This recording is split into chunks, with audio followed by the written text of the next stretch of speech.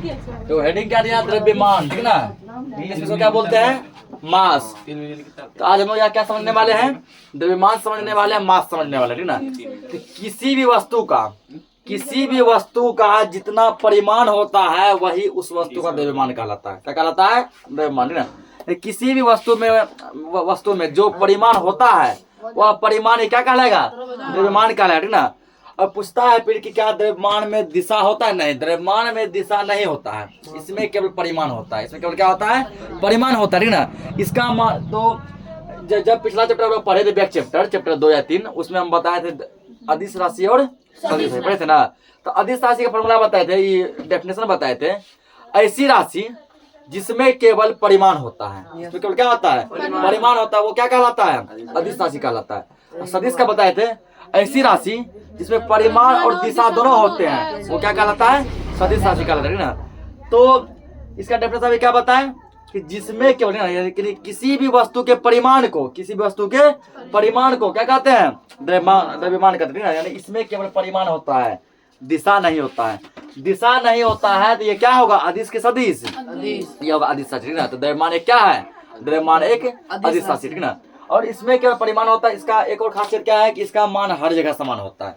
पृथ्वी पर यदि किसी वस्तु का द्रव्यमान मान लो यदि 20 kg है, ठीक ना, तो चांद पर भी उसका द्रव्यमान 20 kg ही होगा, ठीक ना। मंगल ग्रह पर भी द्रव्यमान कितना होगा, 20 kg होगा। पूरा विश्व नहीं, ठीक ना, पूरे आकाश गंगा में कहीं भी पर भी उसको मापा जाएगा उस वस्तु को, तो उसका द्रव्यमान क्या होगा, 20 kg ही होगा, ठीक ना। इसका जो द्रव्यमान क्या होता है, सभी जगह समान होता है। द्रव्यमान के मान में परिवर्तन नहीं होता। एक बार जहां तुम जो भी वजन करवा लिया कि कितना द्रव्यमान है, पूरे विश्व के किसी भी कोने में चल जाओ, उसका द्रव्यमान नहीं बदलेगा। द्रव्यमान हर जगह क्या होता है, समान होता है, ना। उसके बाद इसका एसआई मात्रक होता है केजी, और सीजीएस मात्रक होता है ग्राम, ठीक ना। हम लोग केजी मापते हैं ना द्रव्यमान को, और जो छोटा वजन का होता है उसको किसमें मापते हैं, ग्राम में मापते हैं ना। और 1 kg में कितना ग्राम होता है, 1000 ग्राम होता है, ये ना।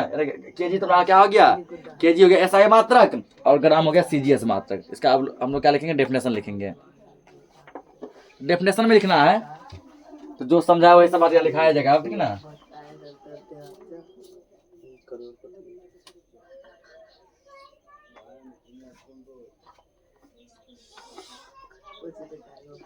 किसी वस्तु में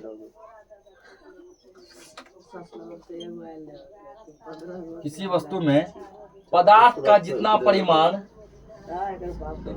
अल्लाह मत कीजिए, ध्यान समझिए, किसी वस्तु में पदार्थ का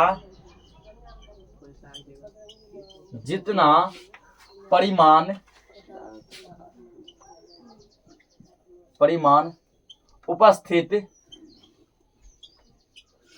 उपस्थित होता है,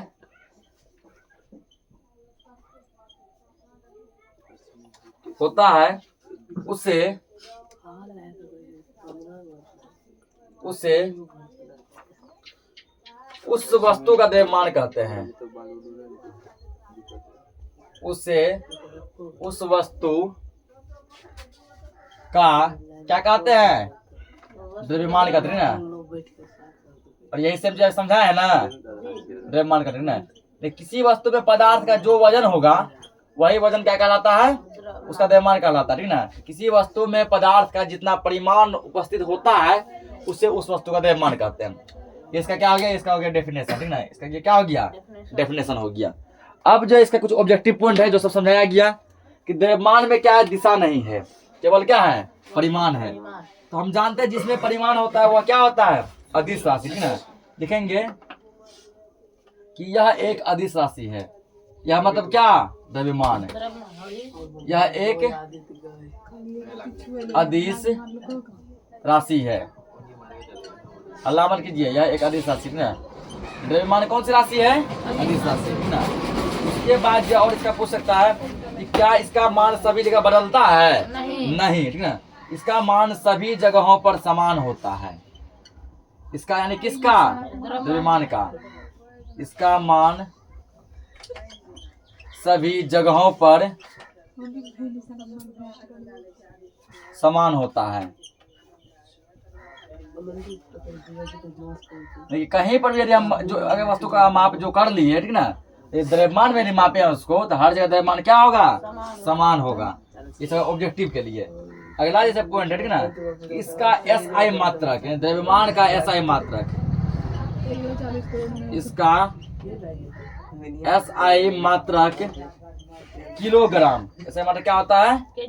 किलोग्राम, ठीक ना, किलोग्राम।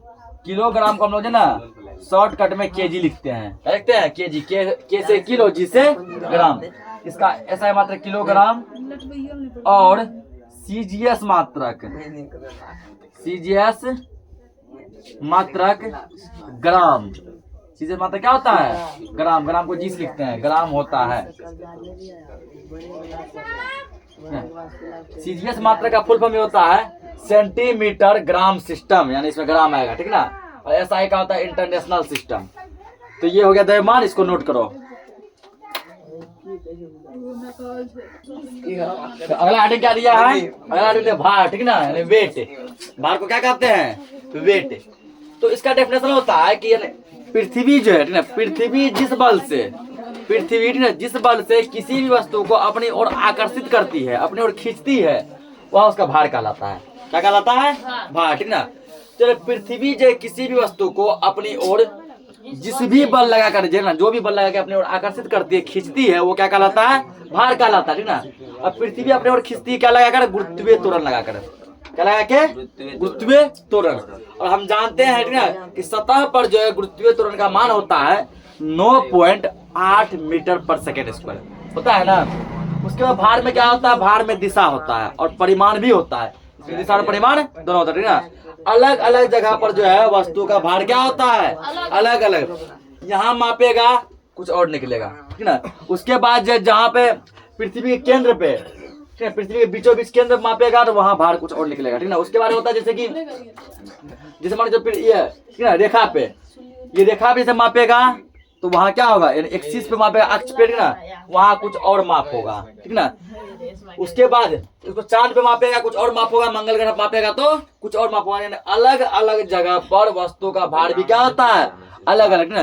भार निर्भर करता है गुरुत्वाकर्षण पे। किस पे निर्भर करता है? गुरुत्वाकर्षण पे, ना। जहाँ पर वस्तु, जहाँ पर जो है गुरुत्वाकर्षण जितना ज्यादा होता है, वहां पर वस्तु का भार भी उतना ही ज्यादा होता है। जहां पर गुरुत्वाकर्षण कम होता है, वहां पर वस्तु का भार भी क्या होता है?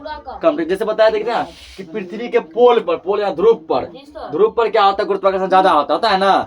तो वहां पर क्या होगा? तो वहां पर भार भी बहुत ज्यादा होगा, ठीक ना। उसके बाद ये पृथ्वी रेखा होता है, होता ना, अक्षांश देशांतर, वहां पर भी क्या होगा? भार बहुत ही ज्यादा होगा, ठीक ना। पृथ्वी केंद्र पे बीचों बीच भार ज्यादा होगा। जहां गुरुत्वाकर्षण, और चांद पे क्या गुरुत्वाकर्षण कम है ना, तो वहां किसी वस्तु का भार क्या होता है?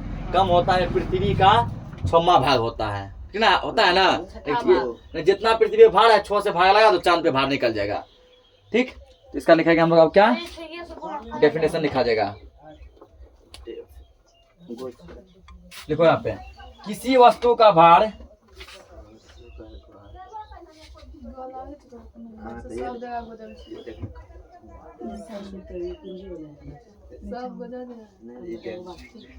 किसी वस्तु का भार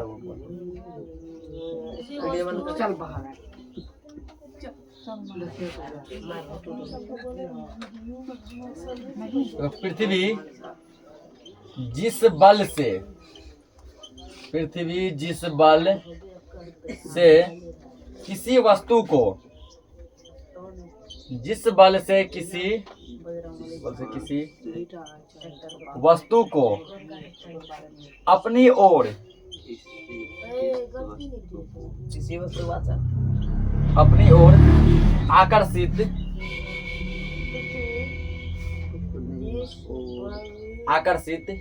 करता है,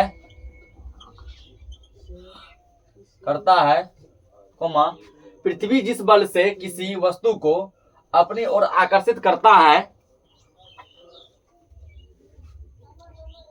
किसी वस्तु का भार वह बल है जिस बल से पृथ्वी उस वस्तु को अपने केंद्र की ओर, एक मिनट, पृथ्वी जिस बल से किसी वस्तु को अपनी और आकर्षित और नहीं होगा तो केंद्र की ओर, अपनी केंद्र की ओर आकर्षित अपने केंद्र की ओर आकर्षित करता है।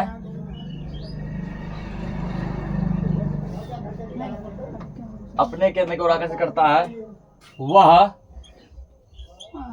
उस वस्तु का क्या कहलाता है? भार कहलाता है। ठीक है, वह उस वस्तु का भार कहलाता है। केंद्र की ओर हो तो क्या?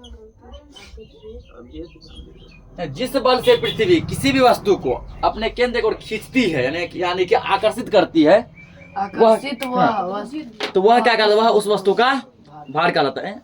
कुछ मिस्टेक हो गया कि नहीं? पृथ्वी जिस बल से किसी वस्तु को अपने केंद्र की ओर आकर्षित करती है, यानी क्या करती है, करती है, कोमा, ठीक है ना, तब लिखना वह उस वस्तु का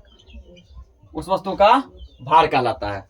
फाइनल आप सुनो, पृथ्वी जिस बल से किसी वस्तु को अपने केंद्र की ओर आकर्षित करती है, वह उस वस्तु का भार कहलाती है ना। अब इसका लिखो कुछ ऑब्जेक्टिव पॉइंट।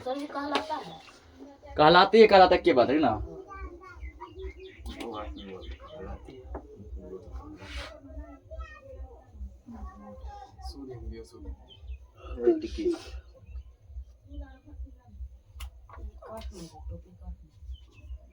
अब लिखो किसका कुछ ऑब्जेक्टिव के लिए ना। ऑब्जेक्टिव में लिखना है कि भार में क्या होता है? परिमाण और दिशा दोनों होता है ना। तो जब परिमाण और दिशा दोनों होगा, हम जानते हैं जिसमें दोनों होता है वह होता है सदिश राशि। यानी यह एक क्या है? यह सदिश राशि। यह एक सदिश राशि, यानी भार एक सदिश राशि है।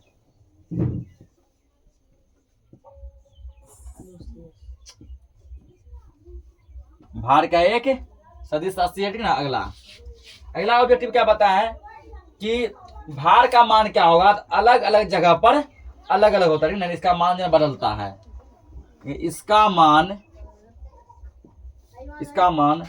भिन्न भिन्न स्थानों पर, भिन्न भिन्न मतलब क्या होता है? अलग अलग, ठीक ना। भिन्न भिन्न स्थानों पर बदलता रहता है,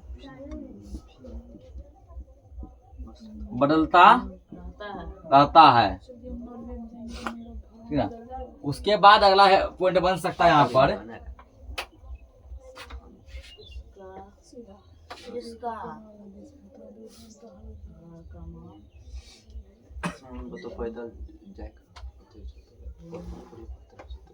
लिखा है ना, उसको लिखेंगे ना, इसे W से,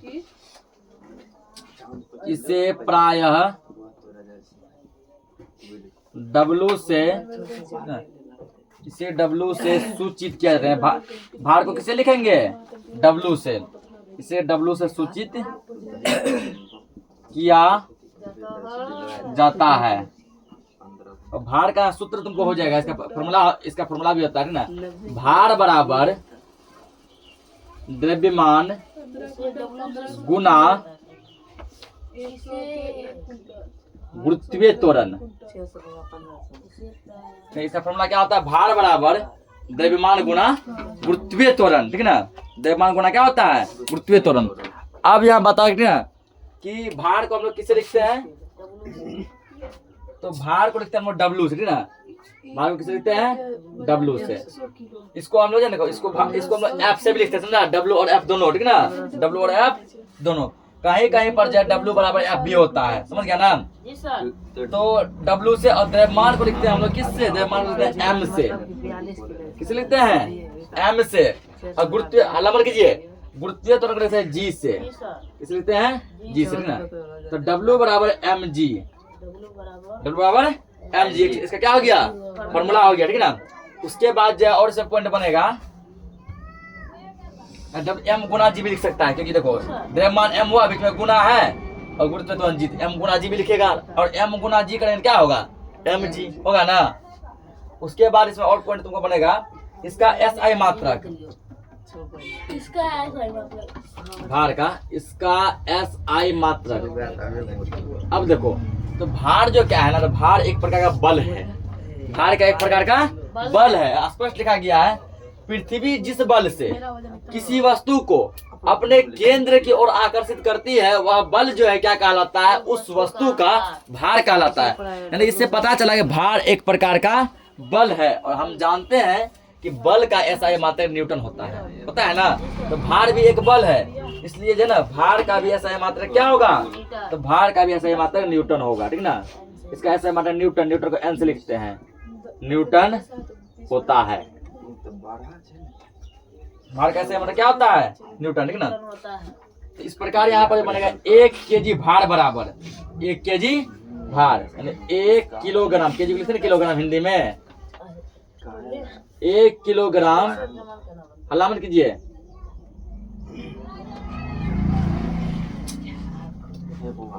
1 kg भार बराबर 9.8 न्यूटन। 9 केजी मतलब क्या, हल्ला मत कीजिए, किलोग्राम। 1 किलोग्राम, 1 किलोग्राम भार का मान कितना होता है, 9.8 न्यूटन। 1 किलोग्राम भार का मान 9.8 न्यूटन, इसको नोट कीजिए सबको। अगला हेडिंग है द्रव्यमान एवं भार में अंतर, ठीक ना। द्रव्यमान और भार दोनों में क्या डिफरेंस है, बहुत सा पॉइंट लिखा है जो कि द्रव्यमान में है, बहुत सा पॉइंट ऐसा भी लिखा है जो किसमें है, भार में, ठीक ना। दोनों में क्या अंतर, एक साइड क्या कीजिए, हल्ला, सबसे पहले हल्ला मत कीजिए, एक साइड के द्रव्यमान, ठीक ना।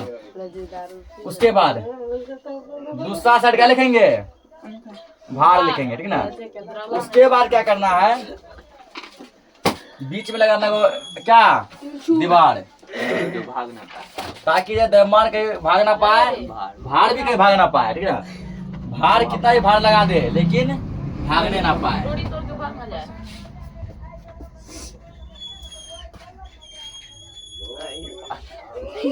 नहीं, अब देखो, अब इसमें क्या लगना डिफरेंस, कि कौन कौन सा पॉइंट में अंतर देखने को मिला, ठीक ना। तो द्रव्यमान में पहला पॉइंट लिखेंगे,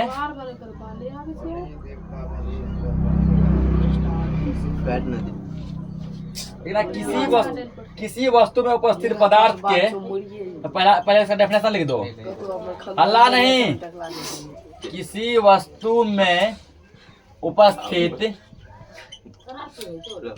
किसी वस्तु में उपस्थित पदार्थ के परिमाण को, पदार्थ के परिमाण को, परिमाण को क्या कहते हैं, द्रव्यमान कहते हैं। किसी वस्तु में उपस्थित पदार्थ के परिमाण को द्रव्यमान कहते हैं, ठीक ना। अब इसमें पहला पॉइंट क्या करो, इसका डेफिनेशन लिख दो, कि पृथ्वी जिस बल से,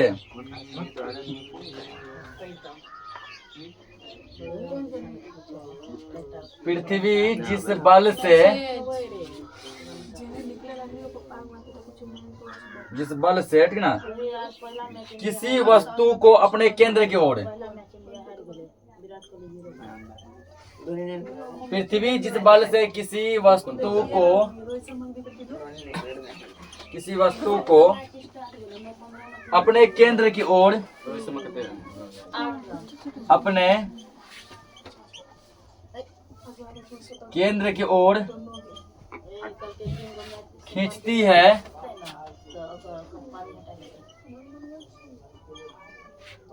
खींचती है, उसे भार कहते हैं। उसे क्या कहेंगे, पहला पॉइंट क्या लिखा हम लोग, डेफिनेशन लिख रहे हैं ना, उसे भार कहते हैं। तो पहला डिफरेंस यही है दोनों का डेफिनेशन, ठीक ना। उसके बाद दूसरा हम लोग डिफरेंस देखेंगे इसमें, ठीक ना। उसके बाद जैसे दूसरा देखो, तो डिफरेंस काफी सारा है ना, कि वस्तु का द्रव्यमान हर एक जगह, सभी जगह क्या होता है, समान रहता है। वस्तु का द्रव्यमान,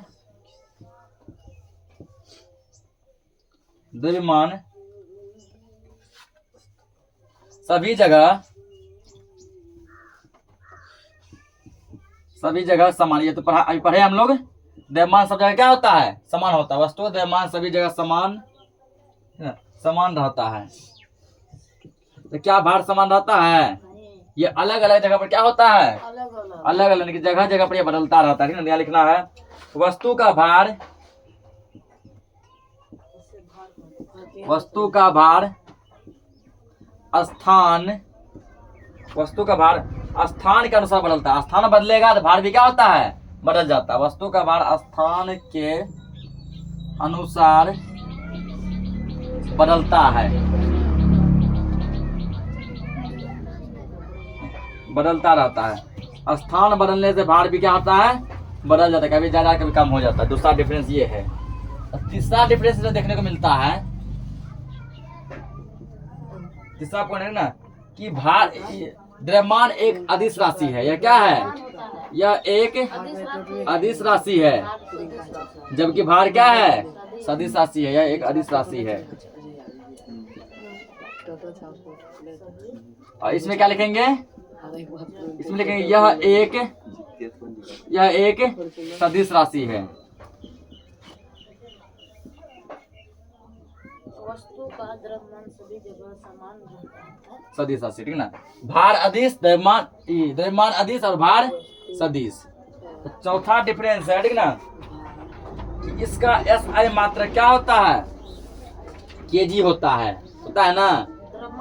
द्रव्यमान का SI मात्रक केजी, इसका SI मात्रक केजी। केजी के पूरा नाम क्या था, किलोग्राम ना। इसका SI मात्रक किलोग्राम, अब ब्रैकेट में लिख रहे हैं आप क्या, केजी होता है। और इसका SI मात्रक क्या बताया, न्यूटन ना। लिखेंगे यहाँ पे इसका SI मात्रक, इसका नहीं भार का, इसका SI मात्रक न्यूटन होता है।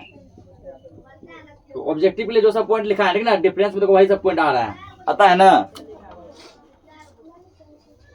उसके बाद देखो, उसके बाद द्रव्यमान का एक और खासियत है कि द्रव्यमान कभी भी जीरो नहीं हो सकता है। देखिए भार जीरो हो सकता है ना। कुछ ऐसा जगह मान लो तुम चले गया जहां पर कि गुरुत्वाकर्षण बिल्कुल जीरो है, जी का मान क्या है, जीरो। तो जी का मान जब जीरो हो जाएगा, यानी गुरुत्वाकर्षण जब जीरो हो जाएगा, तो अपने आप भार भी क्या हो जाएगा, जीरो हो जाएगा, ठीक ना। भार भी क्या हो जाएगा, जीरो हो जाएगा। जबकि द्रव्यमान में क्या है, गुरुत्वाकर्षण जीरो रहे, माइनस में रहे, प्लस में रहे, उससे कोई मतलब नहीं है। इसका मान हमेशा सेम रहता है, इसलिए द्रव्यमान जीरो नहीं हो सकता है। लिखना है यहाँ पे, द्रव्यमान तो किसी वस्तु का द्रव्यमान, किसी वस्तु का द्रव्यमान कभी भी शून्य नहीं हो सकता है, कभी भी शून्य नहीं हो सकता है। द्रव्यमान कभी जीरो नहीं होता है। तो कुछ भी दुनिया के किसी भी वस्तु को मापो, कुछ न कुछ का द्रव्यमान होगा, भले ही 0.00001 ग्राम ही का है ना हो, लेकिन होगा, ठीक ना। और भार क्या होता है, भार जीरो होता है।